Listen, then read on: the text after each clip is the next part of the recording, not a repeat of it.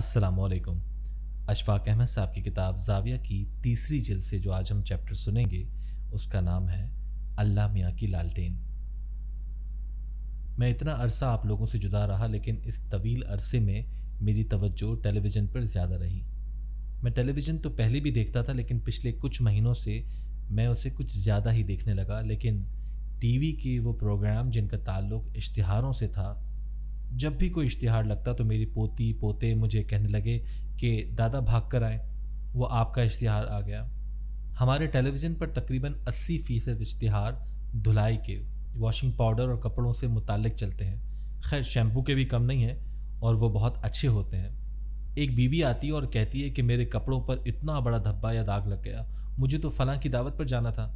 उस पर दूसरी बीवी या उसकी सहेली कहती है कि दाग लगा तो कोई बात नहीं, कपड़े को इस पाउडर मिले पानी में गोता दो, फ़ौरन साफ़ हो जाएगा। वो गोता देने के बाद दिखाती है और कहती है कि देखिए किस कदर साफ़ और उजला हो गया, मैं ना कहती थी। फिर ये इश्तिहार भी आते रहते हैं जिनमें खातून कहती है कि पहले मैं बड़ी मेहनत करती थी, धुलता नहीं था। मेरा खावंद ऐसी जगह काम करता है जहाँ कपड़े बहुत ज़्यादा गंदे हो जाते हैं, लेकिन जब से मैंने ये वॉशिंग पाउडर इस्तेमाल किया है, झट में सारे दाग साफ़ हो गए। ख़वातीन व हज़रात, इस तरह के इश्तिहार देखकर मुझे बड़ी खुशी होती है। इस तरह एक मेरे दोस्त हैं और उनकी बड़ी प्यारी बहू है, उसका नाम जवेरिया है। उन्होंने हाल ही में एक कोठी बनाई है। ये लड़कियों का शौक़ होता है कि जब घर वगैरह बन जाता है तो वो उसे डेकोरेट करने या उसकी तज़ीन व आराइश की बाबत सोचने लग जाती हैं। अब उसके रहने का या सोने का कमरा वाकई बहुत खूबसूरत और गज़ब का है, और उसका ड्राइंग रूम उससे भी ज़्यादा बढ़कर। अब मैं ये महसूस करता हूँ कि हमारी तवज्जो लाइफ के मुकाबले में लिविंग पर ज़्यादा है। हम लिविंग पर बहुत ज़ोर देते हैं, लाइफ चाहे उसके पीछे लटकती आए। ये देखकर भी मुझे बड़ी खुशी होती है कि सफाई की तरफ, खूबसूरती की तरफ, सुथराई और हिफ्ज़ान सेहत की तरफ हमारी तवज्जो बड़ी है। मैं फिर पलट कर अपना घर देखता हूँ जो पुरानी वज़ह का है, लेकिन कुछ ऐसा भी बुरा नहीं है। उसमें पुरानी तर्ज का फर्नीचर है जो बड़ा भारी भारी है और विक्टोरियन तर्ज का है। हम जिस जगह भी रहते हैं, ये हमारी दिली ख्वाहिश होती है कि वो जगह बड़ी साफ़ हो, अच्छी और ख़ूबसूरत हो। लेकिन चूँकि मैं आपसे डिटर्जेंट्स की बात कर रहा था, तो मेरी ये आरज़ू है, और ये आरज़ू चंद माह से बड़ी शिद्दत इख्तियार कर गई है कि जब कभी नमाज़ पढ़ने का मौका मिलता है और अल्लाह मियाँ को अपने घर बुलाने का मौका मिलता है, और फिर जिस जगह मैं उसे बुलाता हूँ और जो मेरे दिल का गोशा है, वो नहायत तारीक, नमनाक, बदबूदार, सड़ा हुआ है। उसमें हर किस्म की गंदगियाँ और कसाफ़तें भरी पड़ी हैं, और हर किस्म की गलाज़त वहाँ मौजूद है। मैं किसी ऐसे डिटर्जेंट की तलाश में हूँ जो कि मेरे दिल के अंदर वैसी सफाई पैदा कर दे जैसी सफाई मुझे उन इश्तिहारों में नज़र आती है। और मैं खुश होता हूँ कि हम बाहर की या बदनी सफाई की तरफ मुतवज्जो हैं, लेकिन मैं जानता हूँ कि बहुत से लोग ऐसे ही हैं जिनके दिल नहायत पाक और साफ़ और पाकीज़ा, खुशबूदार और वसअत पजीर हैं, और उनमें अल्लाह मियाँ को आते हुए वाकई कोई झिझक महसूस नहीं होती। अल्लाह मियाँ बड़े रहीम व करीम है। वो जैसी कैसी भी जगह हो, कोई बुलाए तो वहाँ तशरीफ़ ले आते हैं। उन्होंने कभी एतराज़ नहीं किया, लेकिन हमने और ख़ास तौर पर मैंने इस बात का नोटिस नहीं लिया और कभी इस बाबत प्रोग्राम नहीं बनाया कि इस जगह की सफाई सुथराई बारे सोचा जाए और उस पर अमल किया जाए। हम या मैं इस जगह को उस तरह तो साफ़ नहीं कर सकते जैसे जवेरिया बेटी का बेडरूम या ड्राइंग रूम है, लेकिन ऐसी तो हो जैसे मेरे घर का कमरा है।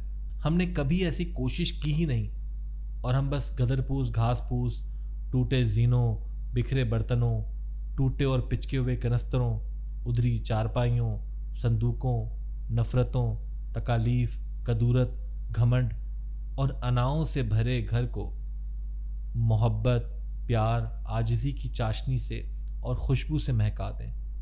हमसे ऐसा होता नहीं है।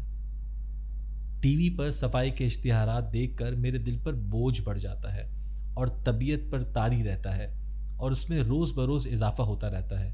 और सुबह जब हम फजर की नमाज़ पढ़कर सैर के लिए निकलते हैं तो हमें झुककर अपने जूते पहनने पड़ते हैं, और जब मस्जिद से निकलने से पहले जूते पहन रहे होते हैं तो अल्लाह मियाँ बड़े कमरे से उठकर हमारे पास रोज़ आते हैं और कहते हैं कि कहाँ जा रहे हो, मुझे भी अपने साथ ले चलो। तो हम में से एक कहता है कि मैं वापडा दफ्तर जा रहा हूँ, आपको कैसे साथ ले जाऊँ।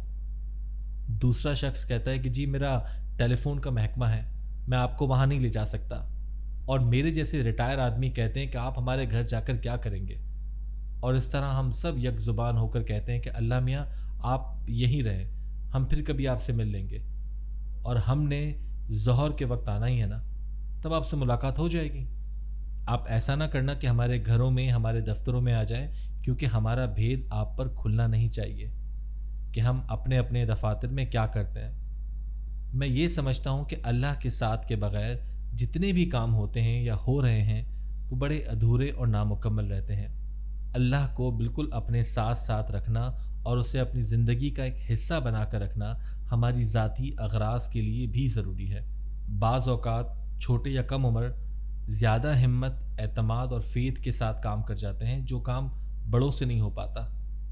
بڑی دیر کی بات ہے، ہم بہاولپور کے قریب ایک جگہ حاصل پور ہے، وہاں تھے۔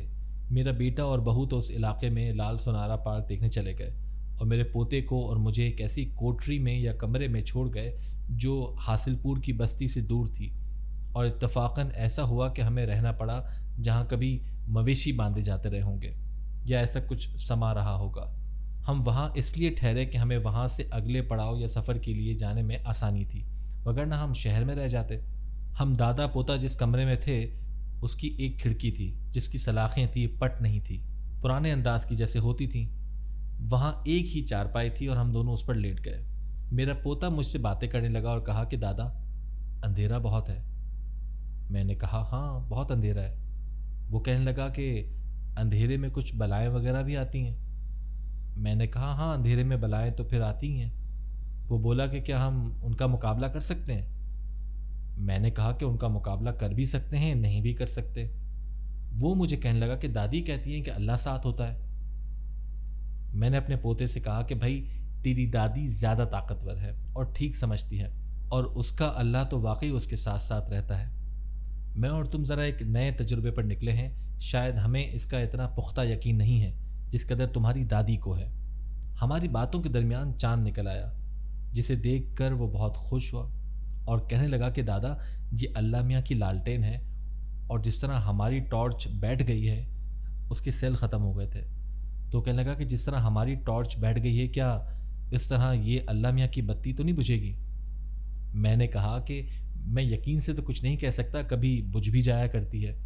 وہ بولا کہ دادا جس طرح ہم بتیاں بجھا کر سو جاتے ہیں، کہ جب چاند کی یہ بتی بجھے گی تو کیا اللہ میاں بھی سو جائیں گے؟ میں نے کہا کہ نہیں، اللہ کو نہ نیند آتی ہے نہ اونگ آتی ہے، وہ نہیں سوتا۔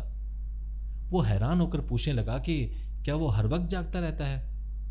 یہ سنتے ہی اس نے ٹانگ میرے پیٹ پر رکھی اور خراٹے لے کر نیند میں چلا گیا۔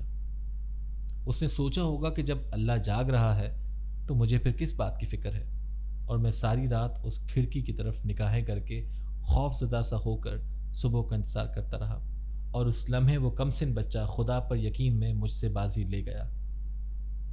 خواتین و حضرات، جس کو خدا کی قربت یا ساتھ نصیب ہوتا ہے، وہ چاہے زندگی کے کسی معاملے میں ہی ہو، صرف روحانیت یا عبادت میں زندگی نہیں ہے۔ جب چلتے چلتے، گاتے پھرتے یہ احساس ہو کہ خدا میرے ساتھ ہے تو اس کے بڑے فائدے ہیں، مادی بھی، نفسیاتی بھی، بدنی بھی اور روحانی بھی۔ میرا ذاتی تجربہ ہے کہ وہ خدا کو تھوڑا سا نگلیکٹ کر دیتا ہے تو وہ کمزور ہو جاتا ہے۔ ہم بچپن میں آنکھ مچولی کھیلا کرتے تھے، گاؤں کے 20-25 چھوٹے چھوٹے لڑکے مل کر کھیلتے۔ میں ان سب میں ذرا بھدا یا موٹا تھا اور میں ان کی نسبت بھاگ نہیں سکتا تھا۔ ایک دن میری باری آئی کہ وہ سب چھپیں گے اور میں انہیں ڈھونڈوں گا۔ میں دیوار پر ماتھا رکھ کر اور اس کھیل کے تب کے قائدوں کلیوں کے ساتھ پکارا کہ چھپ جاؤ، لک جاؤ مڈیو۔ اب یہ سن کر اس نے آواز دینی تھی کہ آ جا پکڑ لے۔ میں دیوار کے ساتھ ماتھا لگا کر وہ بولی یا الفاظ پکار کر کھڑا انتظار کرتا رہا اور ادھر سے کوئی آواز نہ آئی، اور کافی وقت گزر گیا۔ جب میں نے سر اٹھا کر دیکھا تو وہ سارے بدبخت اپنے اپنے گھروں کو بھاگ گئے تھے اور مجھے ویسے ہی الو بنا کر وہاں کھڑا کر گئے تھے۔ اس پر مجھے شرمندگی کا احساس ہوا اور میں اونچی اونچی رونے لگا۔ یہ سن کر ہماری تائی، جس کا میں نے پچھلے پروگراموں میں بھی ذکر کیا ہے، وہ بھاگی آئی اور مجھے کہنے لگی کہ کیا بات ہے، کیوں روتا ہے؟ میں نے بتایا کہ میرے ساتھ ایسا ایسا ہوا۔ وہ اپنے پلو سے میرے آنسو پوچھ کر کہنے لگی کہ پتر کوئی بات نہیں، ایسے ہی ہوتا ہے۔ پت یہ جو انسان ہے نا، یہ اللہ کے ساتھ بھی ایسی آنکھ مچولی یا لکن مٹی کھیلتا ہے۔